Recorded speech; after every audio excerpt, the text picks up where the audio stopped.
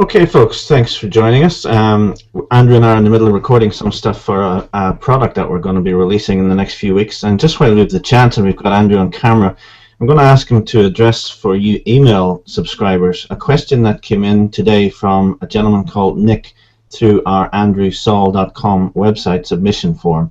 And what what Nick is asking is something that I think sums up what a lot of people feel about the vitamins versus medication, pharmaceutical medication issue. And what he says is this. He says, Andrew, I have a slight case of bipolar and I am on sertraline and a mood stabilizer. Do you really believe that the world would be fine without pharmaceutical drugs of any kind? That's a very good question. I think the world would be better off without as many pharmaceutical drugs as we have now. One of the big problems we have to consider is the vast overkill in pharmaceuticals available to us, advertised to us, and indeed even pushed on us. The World Health Organization has estimated that we need a few hundred drugs, and we have countless thousands of them. There are too many drugs. They're designed to make money for pharmaceutical companies. The patent drugs make enormous amounts of profit for the pharmaceutical industry. I would very much like it if you could simply take a drug for a disease and that would be the end of it. But the problem with drugs is that they don't work as well as we'd like them to. Often we have to take more of the drug, such as if you're taking something to help with mental illness. Sometimes the amount that you start with is useful, but after a while you have to take more and more. The more you take, and unfortunately you're taking more because it's working not as well, you then start to have still more side effects. And the side effects can become worse than the illness. And treating bipolar and other emotional or mental difficulties with drugs is a case study in this. Very, very commonly drugs work well at first, and then with time they really don't work nearly as well. The dose goes up, then the side effects go up, and then the person is actually no better off or arguably worse off.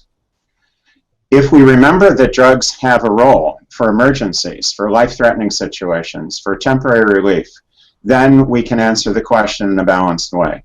Do we need pharmaceutical drugs? Yes. Do we need to use them the way we're using them now? No.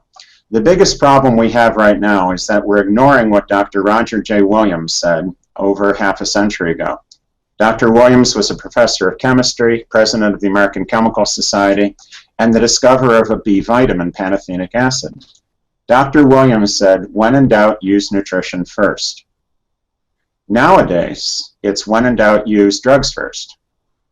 And by implication, use nutrition last. That's the problem.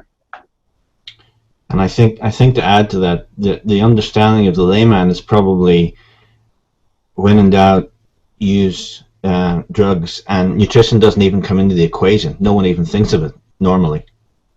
Actually, the patient is more likely to think of it than the doctor. And that's a problem too. Remember, doctors go to medical school. They're called medical students. They study medicine. They have medical lectures, medical courses, medical textbooks. They graduate and get a medical degree, Doctor of Medicine. Then they practice medicine and prescribe medicines. Well, there you go. Substitute the word nutrition in there, and it's a whole nother world. That's the world I want. Yeah. And Nick goes on to say, do you honestly believe that having a good diet and the correct vitamins would mean that someone like myself could function normally and be happy and content? Well, Nick, do you honestly believe that it would hurt to try? There's no downside to eating right. Bad nutrition never cured anything. Good nutrition often does. Now, it may or may not do the job 100%. But Dr. Abram Hoffer, himself a psychiatrist with 55 years experience, research director for Canadian Province and world-famous author of dozens of books and hundreds of papers, Dr. Abram Hoffer said, drugs make a well person sick. Why would they make a sick person well? And Dr. Hoffer also said that the cure rate for mental, emotional issues with drugs is about 10%. he said the natural cure rate is about 50%. That's if you just eat right and take care of people and are nice to them and give them a decent place to live. The cure rate's about 50%. And he cited from the 18th and 19th century, the Quakers, for instance, who when they had people that were mentally disturbed, they just took good care of them. They fed them well and they were nice to them and they gave them a dignified, compassionate environment to live in, and half of them got better. Well, half is a lot better than 10%. Dr. Hoffer goes on to say that with proper nutritional use, and proper means optimum, high megavitamin doses or orthomolecular doses of nutrients, the cure rate is 80%. Now, I like that number. I like the idea that we can help 80% of people with nutrition. All right, that's not everybody. But the standard is not perfection. The standard is the alternative. If nutrition gets you 80% cure and drugs get you 10% cure, I think the answer is right there. Yeah, and Nick finishes his comment by saying this, Andrew. He says, I feel like you could have gone too far with the whole vitamin kick.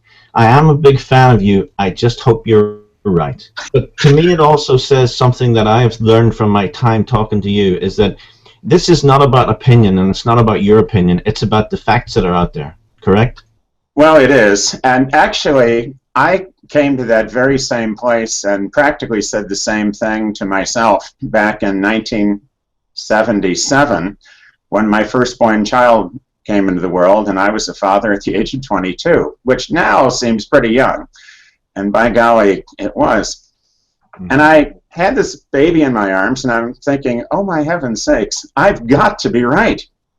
And then I realized that I didn't know anything. So I read the people who really know what they're talking about.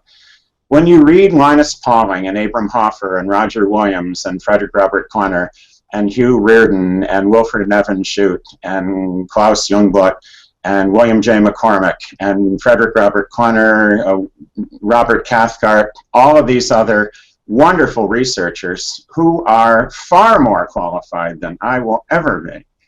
And they're all saying the same thing. You tend to think to yourself, now wait a minute, either they're all crazy or they're onto something. So in truth, I bet my life and my family's life and health on this. Now here's my score sheet. My children were raised all the way into college and never had a single dose of any antibiotic. That may have been placebo effect. I doubt it. It may have been luck. That's a possibility. But I think what it was good diet and vitamin supplementation. And now I use it, my grandchildren use it, and that is a small sample. But your own experience can be weighed off against the experience of real doctors who've been doing this for 50, 60, 75 years. Go to dryourself.com and look at the timeline of vitamin medicine that we put up there. And you'll see that it all started when Dr. Klaus Jungblut was curing polio with vitamin C in 1935. Yeah.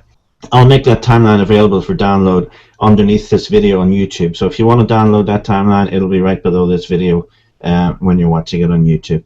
Thank you for that, Andrew. And Nick, that is as comprehensive an answer to your question as I can give you. So I hope that helps you. Thank you, folks, for joining us for this video, and we will see you again very soon. Thank you.